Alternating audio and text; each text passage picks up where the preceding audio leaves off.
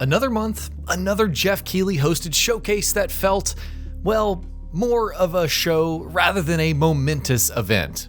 Such was Gamescom Opening Night Live, kicking off the 4-day trade fair, but that doesn't mean it didn't have some pretty big announcements or trailers. Off the top of my head, Ghost of Yotei Legends, Silent Hill F, Ninja Gaiden 4, and of course, Hollow Knight Silksong made some of the biggest impressions. Then there's Resident Evil Requiem, which felt more like a smaller piece of reveals to come. Anne, Hi, Mom. you have been on that thing all day. Well, if you're gonna work so late. Get some sleep, eh? I'm almost done, just a sec. The exclusive new look, as Keighley hyped it up to be, was a blast from the past. A look at Grace Ashcroft when she was younger. It starts with Alyssa Ashcroft, her mother, returning from what's doubtless a long day of work, which Grace herself indicates with no small amount of frustration. The latter types away on her computer like, well, let's not mince words, a nerd, asking for her mother's hand but also pulling it away when told to get some sleep. But then the phone rings, inquiring about a Miss Ashcroft, not Mrs., which is interesting in its own right. Grace answers with a simple yes before the caller hangs up. She then relays the news to Alyssa, who's already looking out the window into the rain and softly exclaims, "They're coming." At that point, it becomes clear. This isn't just a look back on a moment between mother and daughter. It's the Wrenwood Hotel, and the night that Alyssa is murdered, an event that left Grace traumatized. Following a power outage, the two exit their room with Grace saying there's no time to explain while pulling out a gun. They encounter the building manager downstairs after a short jump, during which players control Grace. A man in a hood pops up from behind and murders him.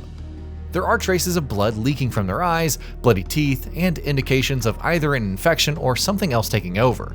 Above all else, the calculated and cold-hearted manner in which they kill the manager.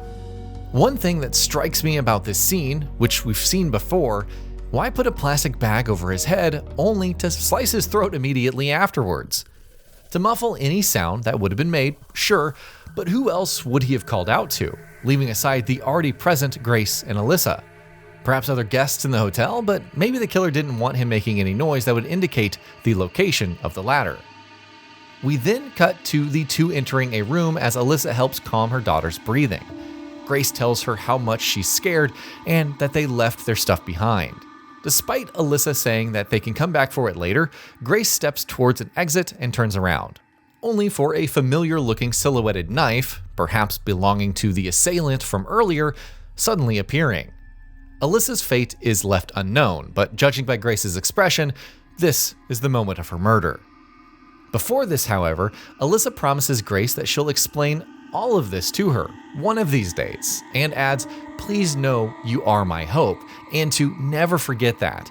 They exchange I love yous before Alyssa's supposed demise. Yes, it's not a whole lot to go off on, and that's more than intentional. It feels like some gaps are meant to be filled out by impressions and additional footage, which leaker Aesthetic Gamer says is due soon.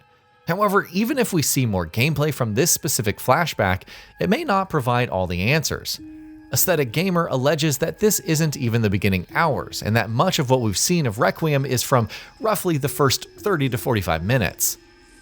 They compared it to Ethan's home from the beginning of Resident Evil Village, and the forest trail that leads to the actual village, with a few bits of the location thrown in. Long story short, this is a very, very small part of the overall experience thus far. And yet, there are more than a few solid theories. Alyssa fiddling with a bag before leaving their room, perhaps to remove the handgun from it. Grace freaking out about not having any of their stuff, and most importantly, the anonymous phone call confirming the Ashcroft's location all point to signs of them being on the run. Perhaps Alyssa arranged for this as a sort of business trip, which would explain Grace's annoyance at her mother's prolonged absence due to work. But really, it's because something or someone is after Alyssa because of whatever she's looking into. Perhaps the biggest question, one which persisted since the very first trailer reveal, how did Grace survive? Whatever is after her mother would have no trouble catching up with her and probably isn't even alone. Did they let her go intentionally? Or is there something about Grace that warrants leaving her alive? Is it possible that someone intervened on her behalf and saved her? Rumors indicate that Grace's blood is important, which would explain that scene where she's strapped to a hospital gurney with an IV tube. What if Alyssa's investigation revealed something regarding Grace, and she's been on the run to protect her?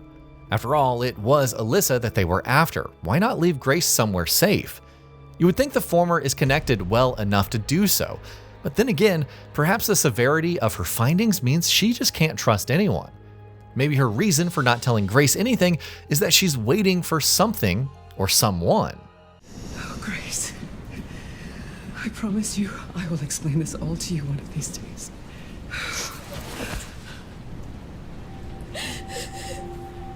Grace. Please know that you are my hope. Never forget that. Outside of the trauma of seeing her mother murdered in front of her, this trailer also further feeds into the themes of light and darkness.